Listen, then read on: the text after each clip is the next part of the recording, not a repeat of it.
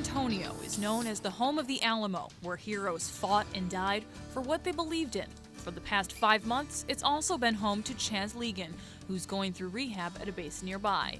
And like the people who sacrificed their lives at this famous battleground, Legan was ready to make a sacrifice for his country. He never had any, second thought about it. He always wanted to go infantry. His Army infantry job in a time of war was dangerous to say the least.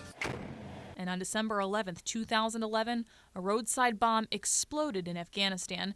Legan lost his left leg, broke his right leg in half, and suffered serious burns. Today, the physical injuries seem like an afterthought.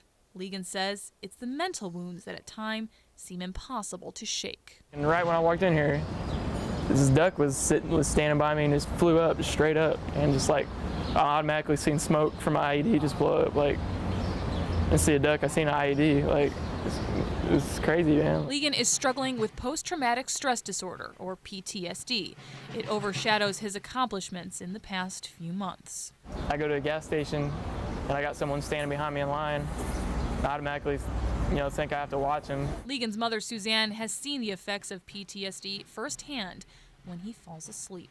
The thing that bothered me the worst is just watching the dreams.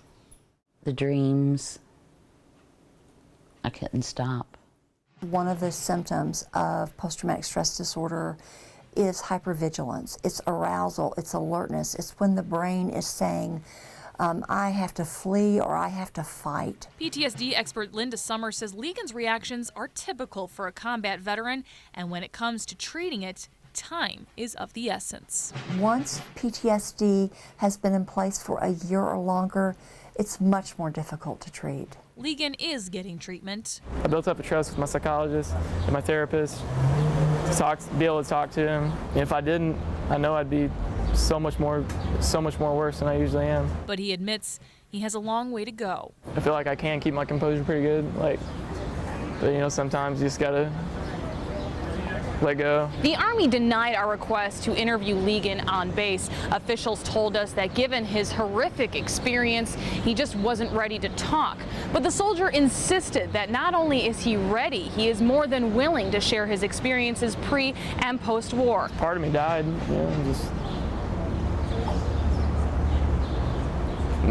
I'm not the fun person I used to be. One of the most difficult things to cope with, the loss of his friend and fellow soldier, Sergeant Christopher Muniz, in the bombing. I don't ever want to go another day for the rest of my life without thinking about him. To ensure he'd never forget, Legan immortalized Muniz on his arm. He deserves to be remembered every day, especially by me, because he died with me. A common expectation that these individuals have is, I should have been able to stop all of this. Summer says in time and with treatment, the PTSD should subside, and Chaz will understand he isn't to blame for what happened. But for now, it leaves him riddled with guilt. They were better soldiers, they were better men. They had wives to go home to, and children.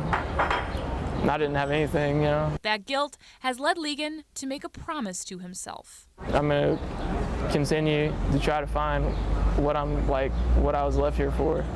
It's something good. I know it's something good. I know I'm gonna be doing something good. It seems appropriate that Legan is recovering not far from the Alamo, a place that serves as a constant reminder for him and for us not to forget the heroes who fight for a cause. I thank God every day for what I had. I'm gonna make him proud. I know they're watching over me right now. I'm gonna make him proud, as proud as I can.